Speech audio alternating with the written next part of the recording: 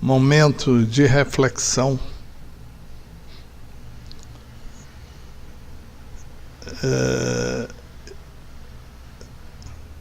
que na essência fomos criados todos iguais, simples e ignorantes, com a finalidade de sermos felizes, de crescermos, buscarmos evoluir. Independente da classe social, da cor ou da religião, são conceituações verdadeiras que nos fazem entender melhor sobre a justiça divina, a de que cada ser tem o seu livre-arbítrio com o objetivo de investir bem o seu tempo, com o objetivo de sermos cada vez melhores. Há pessoas que se acham superiores às outras, infelizmente, motivados pela vaidade. São os ignorantes das leis de Deus e que não perceberam ainda a verdade sobre a finalidade da vida. Estão impossibilitados de crescer pela própria limitação e ignorância, além do mais contaminadas pelo egoísmo. Necessitam de reformas íntimas urgentes, a fim de extirpar, de reparar os males de suas almas. Busquemos diariamente exercitar a prática da humildade, do altruísmo, da caridade com o próximo. São exemplificações da essência divina encontradas no Evangelho de Jesus, que é a fonte da sabedoria sobre o amor. Munidos dessa fé, superamos as situações provacionais do caminho, que se enchem de esperanças, abrindo-se novas expectativas de vida, com mais coragem para vencermos os obstáculos. Fluirão informações importantes à medida que começamos a descobrir e a entender sobre a finalidade real da vida. No horizonte, a salvação estende-se como realidade incontestável para a humanidade como um todo, de vontade. Se hoje temos problemas, nós mesmos os criamos, e cabe a nós buscarmos as soluções. Vale a pena repetirmos que o amor é o remédio eficiente para a cura de todos os males da alma. À medida que vamos evoluindo, sentiremos as facilidades em receber intuições que espíritos elevados, superiores, nos enviam, nos ajudando na resolução dos nossos problemas.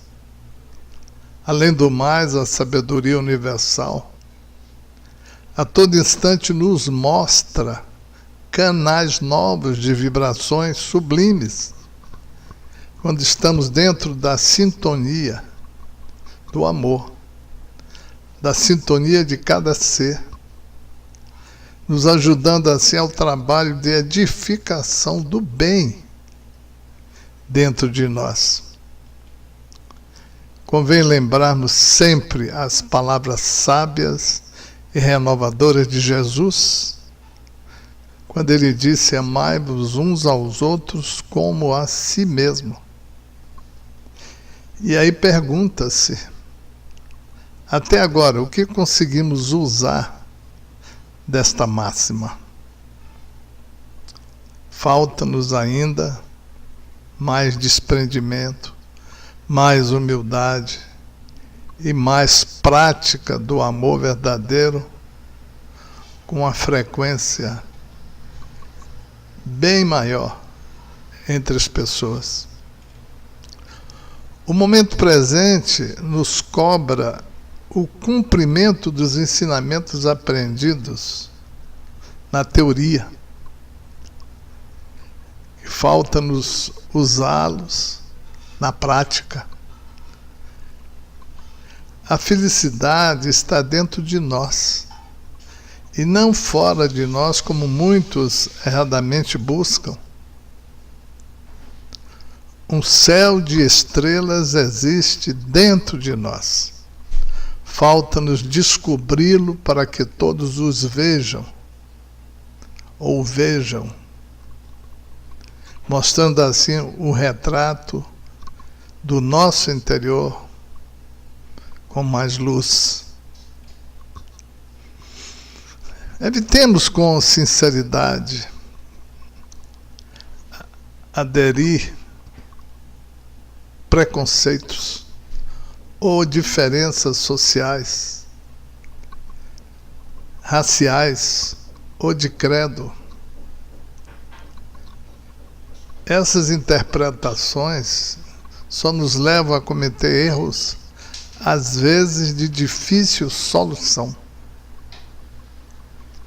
Dentro das nossas imperfeições ainda erramos quando achamos que somos os donos de certas verdades, detentores das opiniões as mais discrepantes e que não podem ser contrariadas.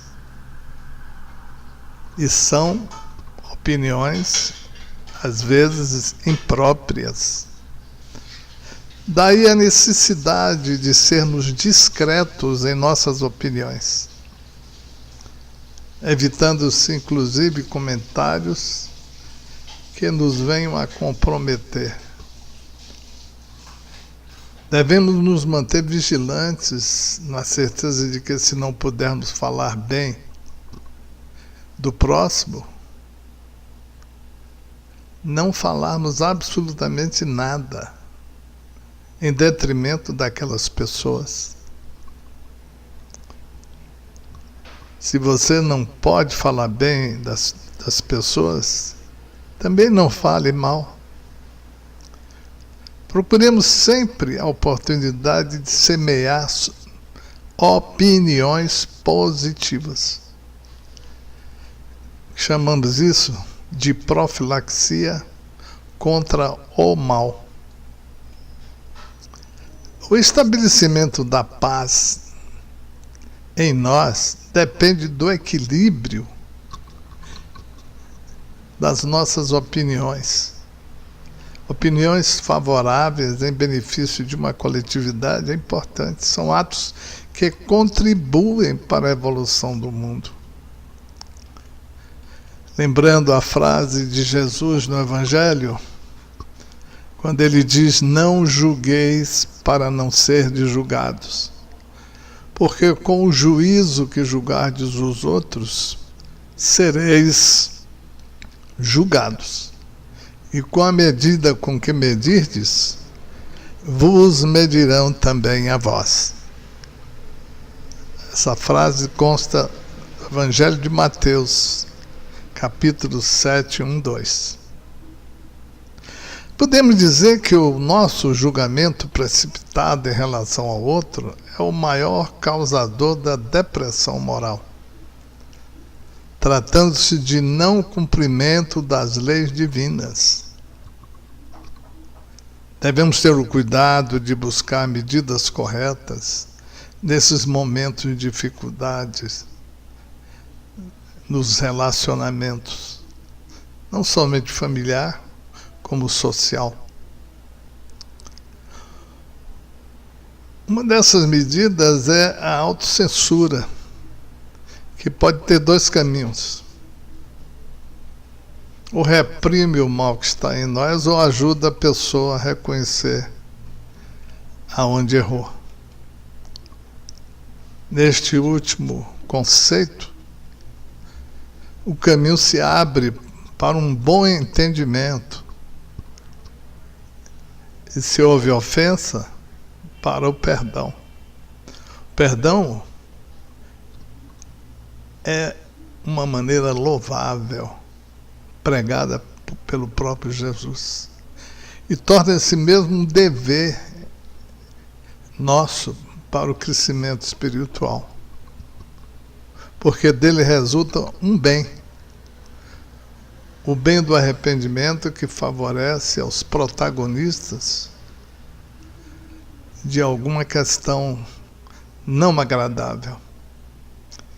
Se não houver o castigo da punição da própria consciência, porque o julgador nosso é a nossa consciência, porque o mal jamais será reprimido na sociedade se nós mesmos não julgarmos os nossos erros.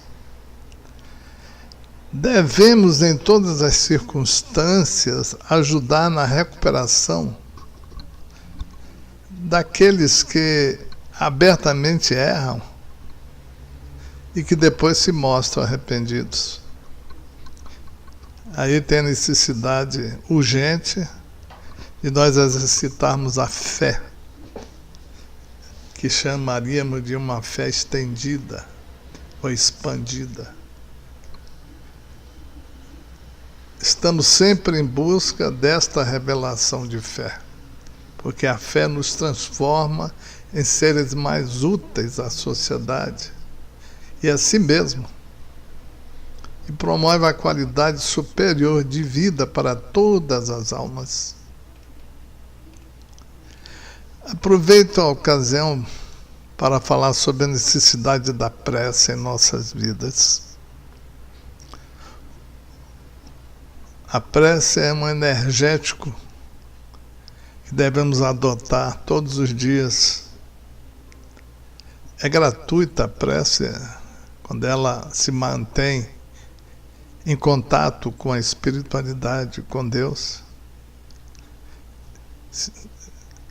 Se realiza uma comunicação intermediada pela espiritualidade que leva ao nosso Pai Maior, Deus.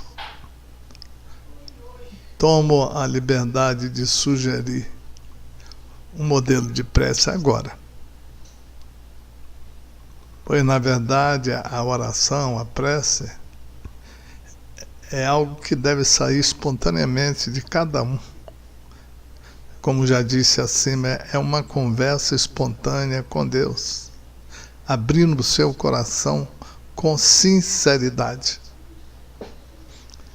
Eu, por exemplo, quando amanheço, eu digo assim, com muita sinceridade: Pai infinito, Pai de amor, estou disposto a mudar para melhor. Ajuda-me, conduz-me pelo bom caminho, pois eu quero voltar ao seu rebanho com o maior equilíbrio possível. A sua tolerância, Senhor, me dá refazimento e confiança. Aguardo com ansiedade o momento em que merecidamente possas tocar os meus olhos espirituais, a fim de que eu possa enxergar melhor o caminho que me leva a Ti. Que assim seja. Como disse linhas atrás, podes orar com as tuas palavras, confiantes e sinceras. Jesus nos escuta e Ele nos ajuda quando disse: faça a tua parte que eu te ajudarei. Aqueles que com coragem e abnegação se dispõem ao trabalho da redenção, da transformação para melhor, usufruem dos benefícios do autodescobrimento e com certeza tornar-se-ão mais fortes e livres dos apegos materiais.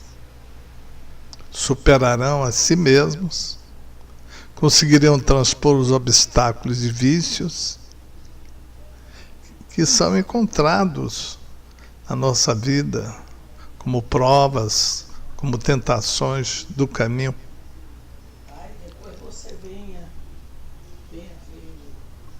Somos condutores dos nossos destinos.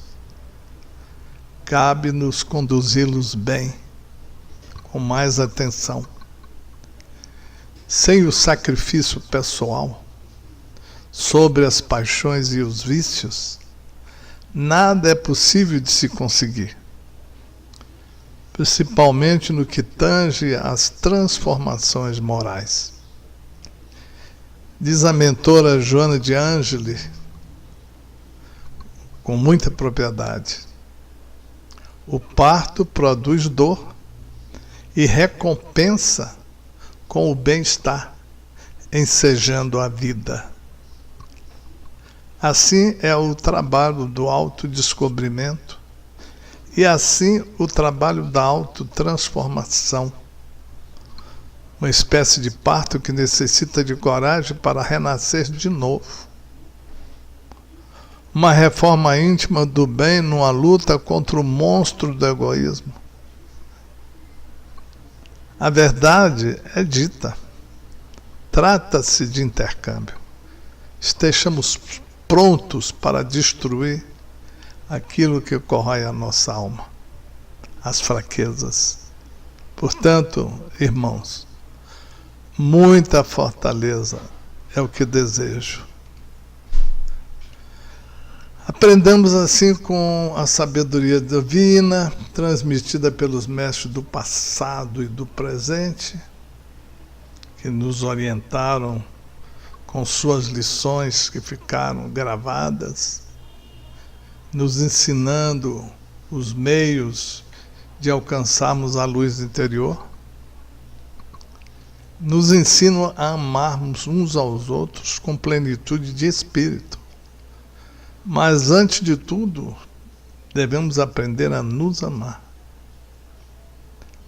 Nos faz seus discípulos a partir do momento que abrimos os corações para sedimentarmos as lições que nos são ofertadas, a fim de termos a aventura de conhecer a felicidade do amor de Deus. Os universos pessoais devem ser abastecidos pelas ações praticadas positivas e transformadas em frutos sazonados de uma estação promissora, advinda do exercício amoroso no bem. Com essas lições, podemos reunir bastante força, baseada no amor e na sabedoria de Deus, que adquirirmos em nossa jornada. E essa adquirição é para prepararmos o caminho verdadeiro da fraternidade universal, que é criando dentro da alma do mundo a atmosfera saudável para o advento do reino de Deus entre os homens. Somente esclarecimento e abertura poderão definir o grau de desenvolvimento que merecemos. Temos que ter gratidão constante a Deus por tantas oportunidades oferecidas a nós na busca do progresso almejado. E se não usamos essa oportunidade, perdemos nosso tempo. E o que nos aguarda é o cumprimento do dever. Os esforços nesse sentido devolvem como benefícios importantes para nós, servindo assim de exemplificação aos que teimam em permanecer na estagnação. Por efeito das ações dos mais disciplinados, dos mais esclarecidos, dos mais estudiosos, dos mais bem-intencionados, conseguiremos passar do mundo primitivo para o mundo de provas e expiações e vivenciando obstáculos e sofrimentos. Esta nos dá o grande passo para conseguirmos evoluir para o mundo de regeneração. A união nos faz mais fortes e obteremos o que mais queremos e necessitamos: a evolução espiritual, razão da nossa existência como espíritos encarnados em busca de constante progresso. Aplicando a fé raciocinada, seremos fortalecidos na confiança de Deus. Muita paz.